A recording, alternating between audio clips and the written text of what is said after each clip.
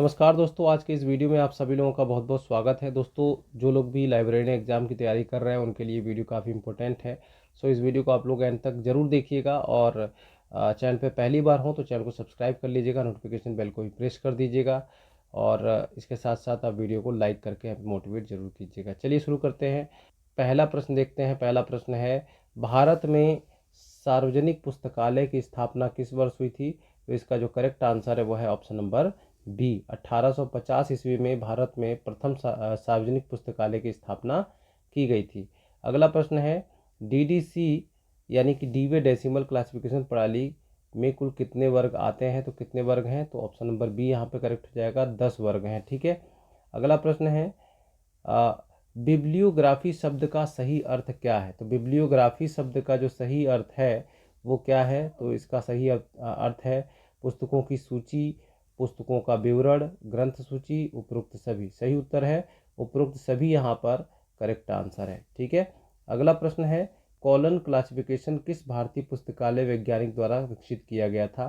तो colon classification जो है ये SR रंगनाथन नामक वैज्ञानिक के द्वारा क्या किया गया था? विकसित किया गया था। ऑप्शन नंबर ए जो है यहाँ पे करेक्ट आंसर है।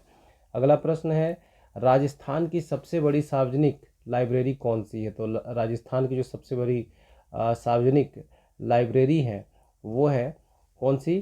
तो श्री राम साहित्य मंडल उदयपुर। ऑप्शन नंबर डी यहाँ पर करेक्ट आंसर है। श्री राम साहित्य मंडल उदयपुर ये राजस्थान की सबसे बड़ी सार्वजनिक लाइब्रेरी है। अगला प्रश्न है, राजस्थान सरकार द्वारा शुरू की गई सर्व शिक्षा अभियान की शुरुआत कब हुई थी?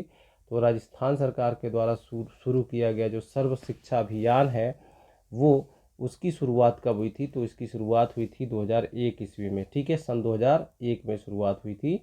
अगला प्रश्न है, राजस्थान के किस शहर में राजस्थान स्टेट आर्काइव स्थित है? ठीक है, तो कहाँ पर स्थित है? तो ये स्थित है ऑप्शन नंबर बी, जोधपुर में। अगला प्रश्न देख लेते हैं, पन्ना धाय किस राजा के समय प्रसिद्ध हुई थी? तो पन्ना धाय जो थी वो कौन से राजा थे जिनके समय में प्रसिद्ध हुई थी? तो करेक्ट आंसर है Rana Uday Singh. Option number B यहाँ पर करेक्ट आंसर है। अगला प्रश्न है, राजस्थान की पहली डिजिटल लाइब्रेरी किस विश्वविद्यालय में स्थित है? तो राजस्थान की अगर हम बात करें तो राजस्थान की जो पहली डिजिटल लाइब्रेरी है वो कौन से विश्वविद्यालय में है? तो राजस्थान विश्वविद्यालय जयपुर में है। ठीक है, ऑप्शन नंबर ए यहाँ पर करेक्ट आंसर है। अगला प्रश्न है, इंफॉर्मेशन लिटरेसी का मुख्य उद्देश्य क्या है? तो केवल पुस्तकालय का उपयोग करना, सूचना को खोजना, मूल्यांकन करना और उपयोग करने की योग्यता को डेवलप करना। ठीक है, तो इसका इंफॉर्मेशन लिटरेसी का मुख्य उद्देश्य होता है। ऑप्शन नंबर बी यहाँ पर करेक्ट आंसर है। ठीक है। अगला प्रश्न देख लेते हैं, कौन सा पुस्तकालय केवल अनुसंधान और संदर्भ कार्य के लिए होता है? ठीक है, तो कौन सा? एक तो पब्लिक लाइब्रेरी है, स्पेशल लाइब्रेरी है, स्कूल लाइब्रेरी है और प्राइवेट लाइब्रेरी है। सही उत्तर है स्पेशल लाइब्रेरी जो है वो केवल अनुसंधान और संदर्भ कार्य के लिए होता है। ठीक है। अगला प्रश्न है, पुस्तकालय विज्ञान में 3 C's यानी कलेक्शन, 3C का मतलब क्या होता है?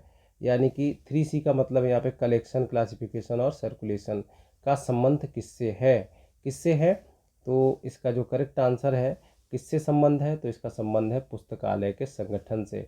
ऑप्शन नंबर ए जो है वो करेक्ट आंसर है। अगला प्रश्न है, सूचना पुनः प्राप्ति में कौन सा प्रमुख घटक नहीं है? तो सूचना पुनः प्राप्ति में कौन सा घटक नहीं है? तो वेब ब्राउजिंग जो है सूचना पुनः प्राप्ति में प्रमुख घटक नहीं होता है। ठीक है। पुस्तकालय प्रबंधन में वीडिंग प्रोसेस का क्या अर्थ है? पुस्तकालय प्रबंधन में बीडिंग प्रोसेस का क्या अर्थ है? तो इसका अर्थ होता है पुरानी और अनुपयोगी पुस्तकों को हटाना। किसका? Weeding process. ठीक है, याद रखिएगा, बीडिंग प्रोसेस का अर्थ होता है पुरानी और अनुपयोगी जो पुस्तकें हो जाती हैं उनको वहाँ से हटाना। अब मार्क का क्या अर्थ है यहाँ पे, ये क्या उद्देश्य है? तो मार्क का पूरा नाम होता है मशीन रीडेबल कैटलॉगिंग। ठीक है, तो इसका उद्देश्य क्या होता है? तो पुस्तकालयों का डाटा कंप्यूटरीकरण करना इसका उद्देश्य होता है। ऑप्शन नंबर ए जो है यहाँ पर करेक्ट आंसर है। ठीक है। अगला प्रश्न है, ओपेक का पूरा नाम क्या है? तो ओपेक का पूरा नाम होता है ऑनलाइन पब्लिक एक्सेस कैटलॉगिंग। ठीक है, कैटलॉग होता है, कैटलॉगिंग नहीं, कैटलॉग होता है, यानी कि ऑनलाइन पब्लिक एक्सेस कैटलॉग। अगला प्रश्न है, निम्नलिखित में से कौन सा पुस्तकालय स्वचालन सॉफ्टवेयर नहीं है? तो कौन सा पुस्तकालय स्वचालन सॉफ्टवेयर नहीं है? तो यहाँ पे देखिए कोहा, सोल और न्यू जेन लिव जो है ये पुस्तकालय स्वचालन सॉफ्टवेयर है। ठीक है, इसमें ये नहीं है। MS वर्ड जो है ये पुस्तकालय स्वचालन सॉफ्टवेयर नहीं है। ठीक है, अगला प्रश्न है क्लाउड कंप्यूटिंग का पुस्तकालय में मुख्य उपयोग क्या है? तो क्लाउड कंप्यूटिंग का पुस्तकालय के अंदर क्या मुख्य उपयोग होता है? तो इसका क्लाउड कंप्यूटिंग का मुख्य उद्देश्य होता है डेटा को स्टोर करना, ठीक है, और ऑनलाइन एक्सेस करना। ऑप्शन नंबर ए जो है यहाँ पर करेक्ट आंसर है। ठीक है, अगला प्रश्न, निम्नलिखित में से कौन सी ई पुस्तक सेवा नहीं है? Kindle, Google books, Amazon prime और प्रोजेक्ट गटनबर्ग। ठीक है, तो यहाँ पे जो करेक्ट आंसर है वो अमेजोन प्राइम जो है ये ई पुस्तक सेवा नहीं है, ये वीडियो से रिलेटेड है। ठीक है, किससे है? वीडियो से रिलेटेड है। बाकी किंडल है, गूगल बुक्स है और प्रोजेक्ट गटनबर्ग है, ये सब क्या है? तो ये ई पुस्तक सेवा से संबंधित है। ठीक है, भारत में प्रथम राष्ट्रीय पुस्तकालय की स्थापना कहाँ हुई थी? तो प्रथम राष्ट्रीय पुस्तकालय जो है इसकी स्थापना हुई थी कहाँ पर?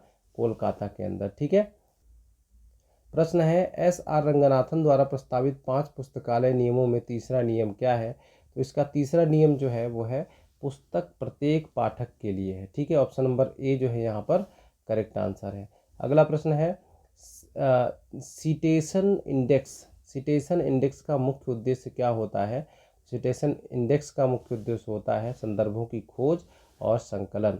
ठीक है, अगला प्रश्न है निम्नलिखित में से कौन सी ओपन एक्सेस जर्नल डेटाबेस है? तो ओपन एक्सेस जर्नल डेटाबेस जो है इसमें से वो है डोएज। ठीक है, DOAJ। ठीक है, अगला प्रश्न है पृथ्वी के वायुमंडल में सबसे अधिक मात्रा में कौन सी गैस पाई जाती है? ये जीके से रिलेटेड प्रश्न है। कौन सी गैस सर्वाधिक मात्रा में पाई जाती है? तो वो पाई जाती है नाइट्रोजन। कितनी परसेंट? तो 78% पाई जाती है। ठीक है, अगला प्रश्न है DNA की डबल हेलिकल संरचना की खोज किसने की थी? तो किसने की थी? तो वाटसन और क्रिक ने की थी। कैसा इन्होंने स्ट्रक्चर दिया था? तो ये इन्होंने इस तरीके का स्ट्रक्चर दिया था। ठीक है, ये डबल हेलिकल मॉडल है DNA का। ठीक है, तो इसके बारे में काफ़ी विस्तृत बताया है वाटसन और क्रिक ने। इसके लिए इनको नोबेल पुरस्कार भी मिला था। चलिए फिलहाल आगे बढ़ते हैं, अगला प्रश्न देख लेते हैं। अगला प्रश्न है ध्वनि की गति अधिकतम कहाँ होती है? तो ध्वनि की गति जो है अधिकतम कहाँ होती है? सबसे अधिक होती है ठोसों में। ठीक है, कहाँ पर होती है? सबसे अधिक ठोसों में होती है। अगला प्रश्न है कौन सा विटामिन पानी में घुलनशील होता है? तो आप लोगों को बता दूं कि पानी में घुलनशील विटामिन जो है वो विटामिन बी और विटामिन सी है। तो आप इसमें से पता लगा लीजिए कौन सा पानी में घुलनशील विटामिन है। तो यहाँ पे ऑप्शन नंबर सी जो है यहाँ पे करेक्ट आंसर है। विटामिन सी जो है यहाँ पर पानी में घुलनशील विटामिन है। ठीक है, अब न्यूटन के गति के तीसरे नियम के अनुसार प्रत्येक क्रिया के बराबर एवं विपरीत प्रतिक्रिया होती है। यह किस अवधारणा को दर्शाता है?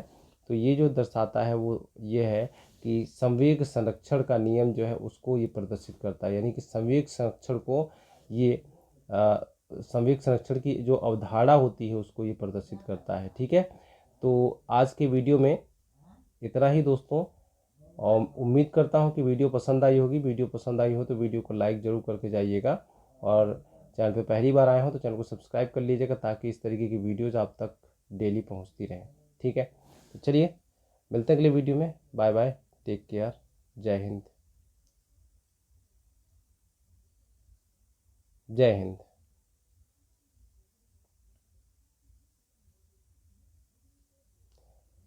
जय हिंद।